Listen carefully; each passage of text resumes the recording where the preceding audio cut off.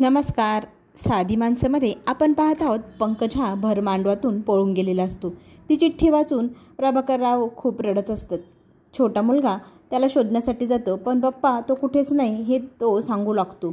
आता दमलेला हरलेला बाप हा भर मांडवात येतो. गुरुजी म्हणतात, लवकर नवऱ्या मुलाला बोलवा. मग सगळ्यांची गडबड सुरू होते, कुजबूज सुरू होते. नवरी तिच्या आईकडे बघू लागते. काय झालं आहे त्यांना काहीच कळेना. इकडे फोनवर फोन लावत असतात पंकजराव. नक्कीच फोन उचलेल, काय झालं आहे ते तरी कळेल. मग सगळी गडबड होऊ लागते.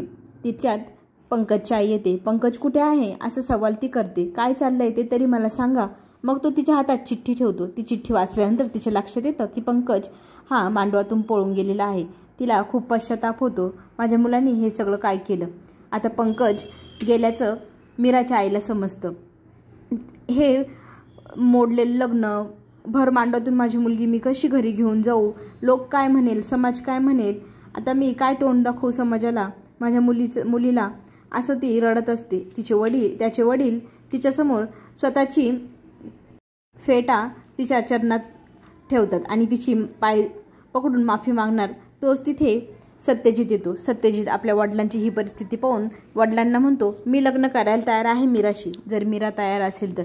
आणि आई इतकी रडते म्हटल्यानंतर मागे माझे बहीण भाऊ आहे, त्यांचंही लग्न व्हायचं बाकी आहे, तेव्हा तीही लग्नाला तयार होतात. आता ह्या दोघांच्या संसाराला नक्की कसलं वळण मिळतंय हे पाहणं खूप रंजक ठरणार. ते पाहण्यासाठी पुन्हा भेटू.